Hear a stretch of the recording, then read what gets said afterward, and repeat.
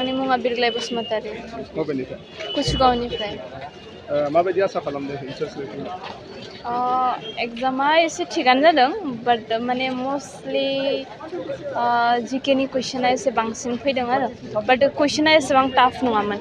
थिगानोमोन medium लेभेलनिमोन आरो ना BTR सरकारा बे सुपार 50 बिथांखिखौ लानानै फैदों फरायसा फरायसुलिफोरनि थाखाय मा बुंगोन बे समाव बे बिथांखिया बुंनो थाङोब्ला जों स्टुडेन्टसफोरनि थाखाय मोजां एन्ड स्पेशली जायफोरा फाइनान्शियली क्राइसिस माने कोचिं लानो हाया बा माने गोजानावहाय थांनानै बेबायदि फेसिलिटिसखौ मोना बिसोरनि थाखाय मोजां आरो ना मानो होनोब्ला फ्रियावनो जों बेबायदि कोचिंखौ मोनोब्ला माने जेसेबां माने मावनो लुबैनाय बा बे सार्भिसाव जइन जानो लुबैनाय बिसोरनि माने थांखिया जाफुंसारगोन आरो ना स' माने आं मोजां मोनदों बे बिथांखि लानायखौ आरो जोबोद मोजां अपरचुनिटि जोंनि बिटिआर रिजननि मानसिफोरनि थाखाय स' आं जोबोद मोजां मोनदों बे एग्जामखौ होनानै मा मुं बबेनिफ्राय आङो ममता ब्रह्म थेङापारानिफ्राय क'क्राझारनिनो माबायदि आसा खालामदों आसाया मोजाङानो एसे मोजां हानायबो जादों कुइसन पेटार्नखौ माबायदि मोनदों कुइसन पेटार्ना बियो माबानि बायदियानोमोन एपिएससि इउपिएससियाव जेबायदि होयो बेबायदियानोमोन टाफ जादों लास्ट इयाराव जेबायदि कन्डाक्ट जादोंमोन बे सुपार 50 बेनिफ्राय एसे टाफसिनमोन दायो माबायदि आसा खालामदों दा मोजांखौनो आसा खालामदों आंनि मुङा जिखिलाल बर' आं माबानि चिरां डिस्ट्रिक्टनि माबा दांथुल एरियानि माबायदि आसा खालामदों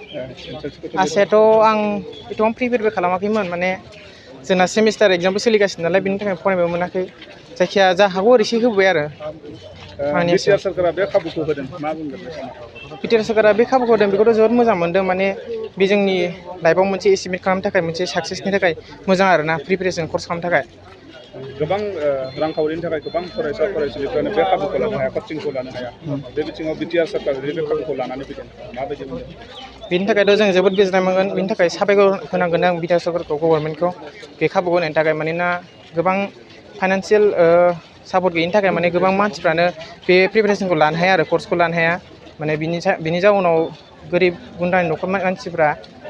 कर्स लानो हायैनि जाउनाव बेखौ थालाङो आरोना बिनि थाखायनो बिटिआर सरकारा बे कर्सखौ होनाय जादों आरोना बिनि थाखायनो मोजां आरो बिटिआर गभर्नमेन्टनि थाखाय जोंनि थाखाय गोजोनथाव खौरां आइ आफा बिएम इन्स्टिट्युट अफ पेरामेडिक्सआ सोलोंसाफोरनि थाखाय लानानै फैदों देहा सोलोंथाइनि मोनसे मोजां खाबु 2023-2024 सोलोंथाइ बोसोरनि थाखाय आइ आफा बिएम इन्स्टिट्युट अफ पेरामेडिक्सआव सोलोंसाफोरनि मुं थिसननाया सोलिगासिनो क'क्राझार सोहोरनि जेटी रोड गोजोनपुरी गांजेमा बाजारनि उल्था फारसे साखाथियाव थानाय आइ आफा बिएम इन्स्टिट्युट अफ पेरामेडिक्स सोलोंथाइ फसंथानाव सोलोंथाइ लानायनि गेजेरजों सोलोंसाफोरा साख्रि मोननायनि खाबुखौ खालामनानै लानो हागोन भारत सेवक समाजजों गनायथि जानाय बे फसंथानाव 2 बोसोर समनि थाखाय medical laboratory technology BSS diploma assistant nursing first aid patient care dialysis technician OT technician physiotherapy डिप्लोमाजों लोगोसे 1 बोसोर समनि थाखाय ICU टेक्निशियन रेडियोलॉजी टेक्निशियन डिप्लोमाखौ लानो हागोन